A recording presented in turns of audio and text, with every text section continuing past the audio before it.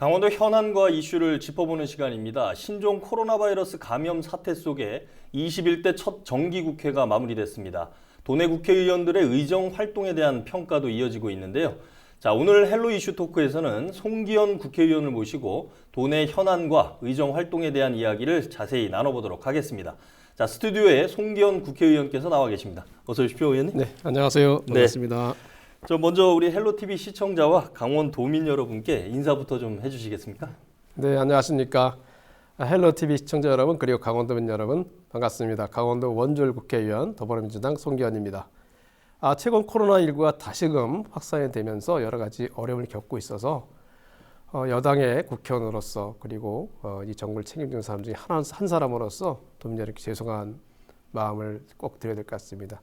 조기에 코로나19가 방역이 되고 또 백신과 치료를 통해서 종식될 수 있도록 최선의 노력을 다하겠습니다. 그리고 그 과정에서 어려움을 겪고 계시는 우리 도민 여러분들의 그 어려움을 덜어드리기 위해서 최선의 노력을 다하도록 하겠습니다. 네, 인사 말씀해 주셨는데요.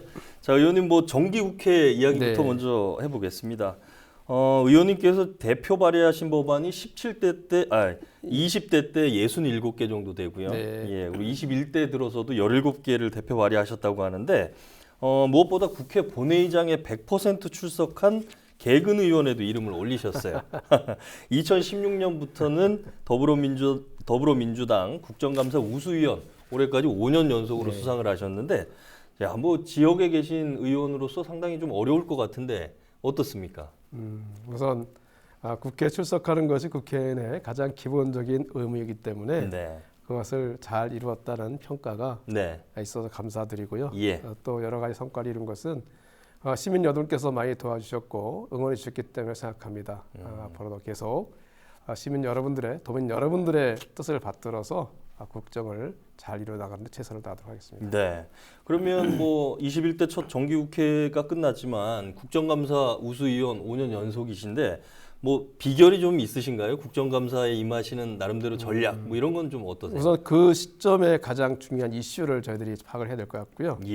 그 가운데서 시민들께서 국민들께서 정말 아셔야 될 부분 또 이건 해야 되겠다고 말씀하시는 부분을 저희들이 잘 보는 게 중요할 것 같고 무엇보다도 중요한 것은 우리 보좌진들이 그 준비를 잘했던 것이 좋은 결과를 나오는 것 같습니다. 이번에 정기국회 국정감사에서 좀 기억에 남는 내용이 좀 있으시면 하나 소개를 좀 해주시면 좋을 것 같아요. 소개하는 것보다는 좀 죄송하다는 말씀을 드리겠습니다. 저희 특히 제가 속한 법사위원회가 국민 여러분께서 관심이 굉장히 많으신데요. 편안한 모습보다는 여러 가지 좀 야당하고의 상당히 좀 갈등도 좀 많으셨던 것 같은데. 그래서 국민께서 부여하신 의무를 저희들이 정기국회 내에 완수하기 위해서 애썼습니다. 그 과정에 또 생각이 다르신 국민들께서 불편하시게 생각했던 부분이 있었고 그 부분에 대해서는 이 자리를 빌어서 죄송하다는 말씀을 드리고 어쨌든 의견을 떠나서 우리나라가 잘 발전될 수 있도록 하는데 여야 힘을 모으도록 더 노력하겠습니다. 알겠습니다. 자, 21대 들어서 첫 번째 국회 제1호 법안이죠. 의원님께서 대표 발의하신 부가가치세법 일부 개정 법률안 지난 2일 날 국회 본회의를 통과했는데요. 이게 4.15 총선 의원님 대표 공약 중에 하나였습니다. 맞습니다. 내용부터 좀 설명을 해주실까요? 제가 선거 기간 중에 특히 지역을 다녀보니까 자영업자 소상공인들이 굉장히 어려웠습니다. 어려운 것은 물론 산업 환경이 바뀌어서 유통의 형태가 바뀐 연원도 있긴 하지만 그동안에 부담이 너무 많으셨던 것이 가장 큰 원인이었던 것 같습니다. 그 부담은 하나는 세금이고 하나는 임대료였습니다. 종전에는 그 영업이익 중에 상당 부분이 현금 매출이 많고 그러다 보니까 일정 부분은 세금으로 과세가 안 되는 부분도 있었고 그렇기 때문에 세부담이 줄어들었는데 최근은 카드 사용과 현금 영수증 때문에 매출이 거의 100% 노출이 된 상태입니다. 그러다 보니까 조세부담이 굉장히 늘어났습니다. 반면에 지금 우리 부가가치세법상의 간이과세 기준은 20년 전에 4,800만 원 그대로 있었습니다. 4,800만 원이면 한 달에 400만 원 매출이거든요. 그러니까 소득이 아니라 매출입니다. 그럼 간이과세는 거의 아주 영세한 업종 말고는 없다는 얘기겠죠. 그래서 이거는 안 되겠다 싶어서 제가 소상공인 자영업자분들의 부담을 줄여드리는 첫째가 예. 세금 부담을 줄여드려야 되겠다 생각해서 21대가 되자마자 1호 법안으로 네. 부가가치세법 개정안을 발의했습니다. 이것은 간이가세 기준을 4,800만 원에서 예. 2억 원까지 늘리자 하는 의견이었는데 네. 그 제한 데까지는 이르지 못했지만 네. 일단 8천만 원까지 올리는 데 성공했고요. 음. 다만 앞으로도 네. 현실에 맞게 예. 더 올리는 데 노력하겠습니다. 왜냐하면 20년 전에 4,800만 원을 지금으로 기준으로 계산하면 2억 정도가 됩니다. 그렇죠. 물가 상승이 이루어졌으니까요. 그렇습니다. 네. 그러면 그뿐 아니라 여러 매출원이 노출된 것을 감안한다고 하면 네. 2억 원까지 충분히 올려도 된다고 생각합니다. 2억 원까지 올렸을 때 네. 세금이 줄어드는 부분은 예. 한 1조 5천억 정도 되는 것 같습니다. 아, 예. 우리 500조가 넘는 우리 전체 예산에서 봤을 때 네. 소상공인 자영업자에서 충분히 이 부분은 국가가 부담할 수 있는 수준이 아닌가 생각합니다. 예. 영세 자영업자들의 세부 부담을 좀 줄여드리기 위해서 이번에 부가가치세법 일부 개정 법률안이 국회 통과했다는 말씀 설명해 주셨고요. 자, 의원님 앞서서도 제가 설명드렸지만 뭐 21대 들어서도 벌써 17개나 대표 발의하셨는데 이 외에도 혹시 뭐 다른 주목하시는 법안 이거 꼭 좀 통과해야 된다 있으실까요? 이제 국가균형 발전에 관련된 법들이 있습니다. 예. 우리 혁신도시에 관련된 법들인데요. 네. 제가 21대에서 꼭 해야 되겠다는 것 중에 하나가 예. 혁신도시를 활성화해서 네. 국가 전체의 균형 발전이 이루어야 되겠다 이 부분입니다. 그렇죠. 이 원주뿐 아니라 예. 전국 11개 혁신도시가 있는데 네. 그 지역 발전을 지역 균형 발전을 위해서 중심이 되어야 될 중심이 되어야 될 도시가 바로 혁신도시입니다. 예. 혁신도시는 공공기관을 중심으로 해서 그 지역이 자생적인 경제권이 될 수 있도록 만들어 나가는 것이 예. 국가 균형 발전의 가장 확실한 전략이라 생각했습니다. 그래서 그동안 혁신도시의 공공기관이라든지 혁신도시 주변이 잘 활성화되지 않는 그런 네. 부분을 활성화시킬 수 있는 예. 법안들을 이번에 같이 많이 발의를 하고 예. 이번에 추진 중에 있습니다. 알겠습니다. 뭐 최근에 원주시 의회에서는 혁신도시 공공기관이 서울까지 출퇴근하는 버스, 통근버스 이 문제 좀 해결하자. 뭐 이런 이제 성명도 좀 내시는 것 같은데 네. 그 부분은 좀 의원님 개인적으로 어떻게 보세요? 아직도 한 40, 50대 정도가 네. 서울에서 출퇴근하는 버스가 있습니다. 물론 예. 출퇴근해야 되는 혁신도시 공공기관 직원들의 입장도 충분히 이해가 됩니다. 바로 이주를 할 수 없는 여러 사정이 있습니다. 예. 물론 이제 자녀들의 교육 문제도 있고요. 예. 있는데 그런 부분에 대해서 조금 더 중앙정부와 지방정부가 관심을 갖고 예. 혁신도시 공공기관 직원들께서 조기에 원주 이주할 수 있도록 네. 여건을 만들어 줘야 되고 네. 인센티브도 줘야 되고 어떤 경우 페널티도 줘야 된다 생각하고 네. 있습니다.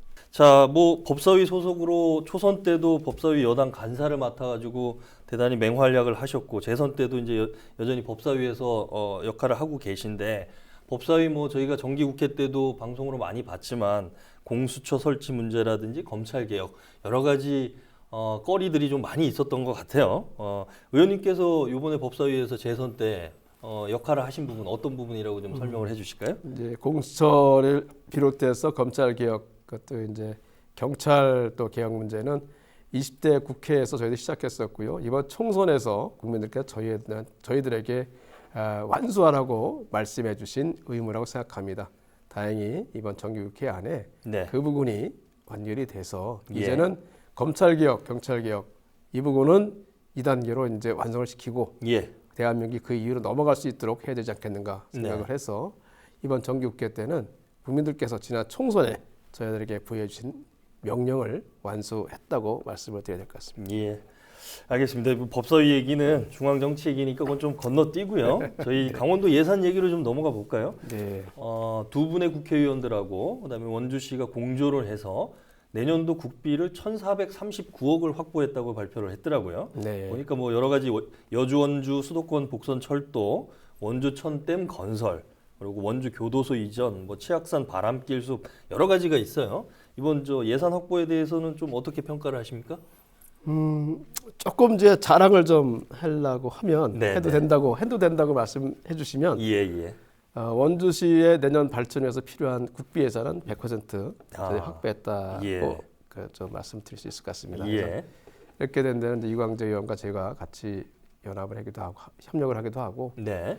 무엇보다도 원창구 시장을 비롯한 원주시 공무원들께서 헌신적으로 노력했기 때문이 아닌가 생각을 합니다. 예. 다행히 국비를 통해서 내년도에는 원주시가 필요한 것을 이룰 수 있을 것 같습니다. 특히 여러 가지 그 SOC 등의 예산도 중요하지만 네.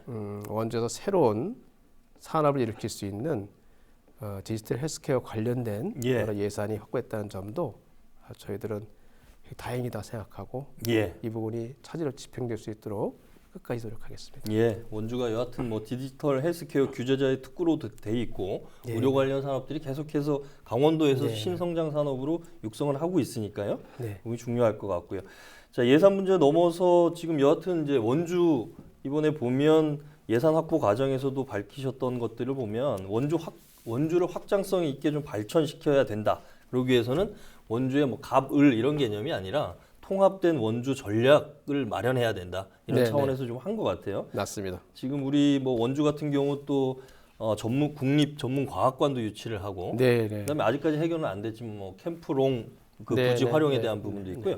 의원님께서 원주 권역에 지금 현안으로 좀 삼고 계시는 건 어떤 게 좀 있을까요? 이제 첫 번째로는 저희들이 하드웨어적인 측면이 있는데요. 네. 시민들께서 10년 이상 기다리고 계셨던 여주 원주 복선전철 네, 예산이 그렇죠. 이번에 150억 가량이 확보가 되면서 네. 내년에는 본격적으로 시작을 할 수 있게 됐습니다. 네. 참 다행이고요.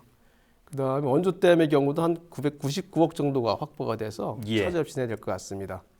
그리고 판부 신림 네. 판부 간 국토 확장도 예. 터널 부분 설계가 확정되면서 네. 내년부터는 본격적으로 진행이 될 것 같습니다. 네. 그리고 또 교도소 이전 부분도 오래 끌었는데요. 예. 이번에 한 50 한 6억인가요? 교도소는 지금 56억 정도. 그 정도 확보가 돼서 내년부터 본격적으로 이제 공사가 시작될 수 있을 것 같습니다. 예. 그리고 또 하나는 네네. 새로운 산업 부분인데요. 네.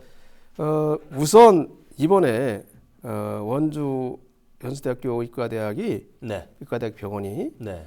과기정통부와 한국정보화진흥원이 추진하는 네. 라이프로그 빅데이터 플랫폼 국제사업에 선정이 됐습니다. 예, 예.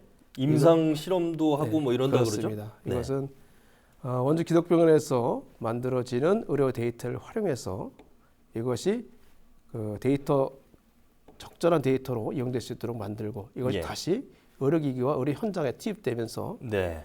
최적화된 의료가 이루어질 수 있도록 하는 건데요. 그 네. 가운데서 의료기기 데이터를 수집하는 기업, 또 이것을 분석하는 기업, 네. 또 이것을 활용해서 의료기기를 만드는 기업, 이것이 같이 만들어지고 발생할 수 있는 토양이 되기 때문에 이런 부분이 정말 우리가 더 중요한 것이 아닌가 생각하고 있습니다. 원주가 그러니까 의료 산업에 대한 어떤 중심지로 발돋움할 수 있는 또 기회가 되는 거 아닌가? 뭐 이런 좀 생각도 들어요. 이번에 특히 이제 코로나19 때문에 네. 국가적으로 큰 위기가 있고 네. 국민들께서 불편하신 그 상황에서 네. 예방과 방역과 예. 치료가 적절히 이루어질 수 있도록 하는 노력도 같이 하고 있습니다. 지난주에 저희가 원주시와 같이 예. 유광재 의원과 저와 같이 관련된 코로나 방역과 관련된 간담회도 했거든요. 예, 예. 그래서 원주 인근에 있는 의료기기나 또 의료 여러 바이오 산업 하시는 분들과 합해서 예. 그 협력을 해서 네. 자가 진단할 수 있는 키트라든지 네. 또 이동 방역을 할 수 있는 그런 장치라든지 것을 활용할 수 있도록 하는 기반을 좀 만들려고 하고 있습니다. 예. 현재는 자가 진단 키트 같은 경우도 이것이 진단에 관련된 거기 때문에 네. 현행법상 약간 제한이 있습니다. 지금 의료인만 가능하지 않습니까? 그렇습니다. 예. 그래서 그런 부분의 배리어 그 장벽을 네. 임시라든지 아니 예. 한시적으로라도 아니 테스트 베드의 개념으로서라도 잠시 열어두는 그런 노력이 필요하지 않을까 생각해서 네. 관련 법 개정도 저희들이 같이 연구하고 있습니다. 알겠습니다. 자, 다음 현안 아까 이제 원주 혁신도시 관련해 가지고 몇 가지 설명을 해주셨는데 네.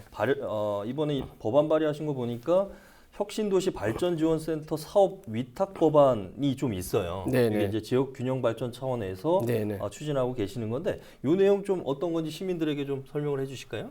지금 혁신도시에 있는 공공기관이 지역을 위해서 할 수 있는 사업들이 있는데 예. 이것을 공공기관 본 자체에서 하는 데는 여러 가지 목적의 성격상 네. 아니면 인연상 어려운 점이 있는데 이것을 예. 혁신도시 발전지원센터에게 위탁을 해서 네. 혁신도시 발전센터가 대신해서 추진할 수 있도록 하는 그런 게 네. 있습니다. 여기에 위탁할 수 있는 기관들은 이제 공공기관 될 수 있을 거고요. 네. 국가나 지자체도 가능할 것 같습니다. 예. 그래서 앞으로도 이런 부분을 좀 확대한다고 하면 네.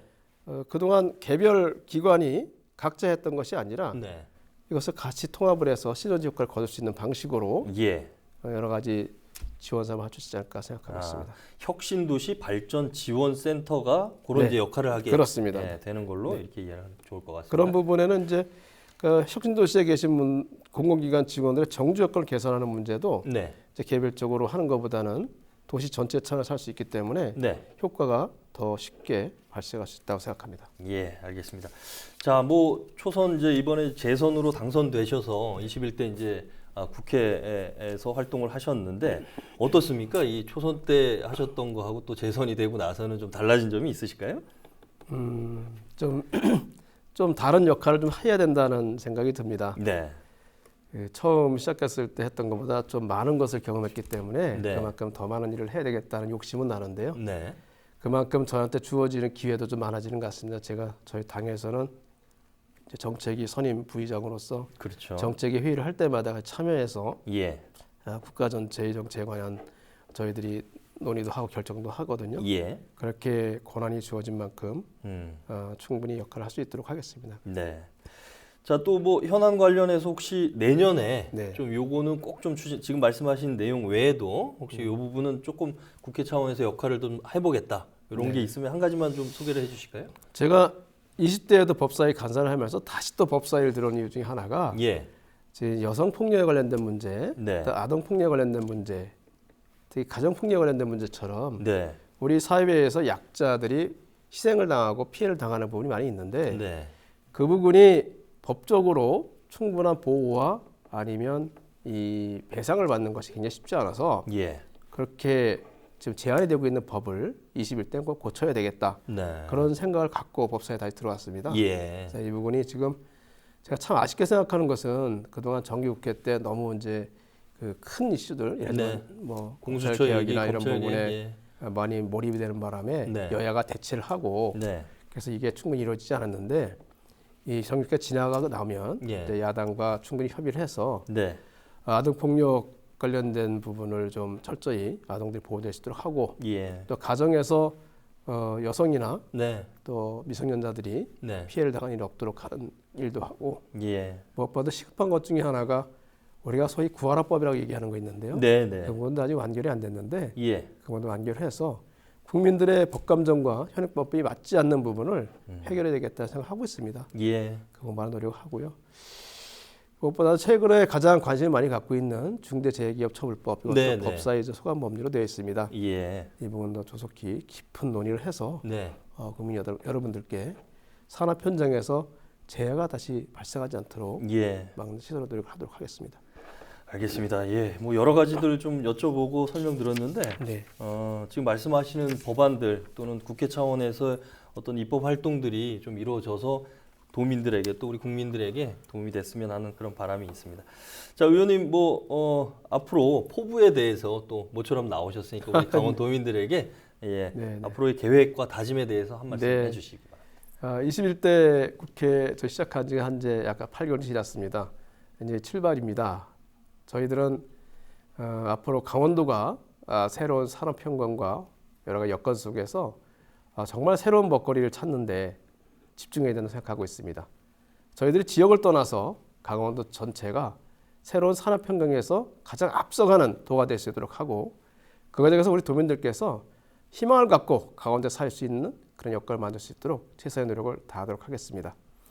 무엇보다도 코로나19 조속히 방역이 되고 또 종식이 될 수 있도록 하는데 백신이나 치료제 등등의 모든 문제를 포함해서 최선의 노력을 다하고 이번 임시국회 안에서 우리 자영업자 소상공인께서 어려워하시는 부분, 특히 임대료 등등의 이런 민생경제의 문제도 깊이 살펴서 도움이 드릴 수 있도록 최선의 노력을 다하도록 하겠습니다.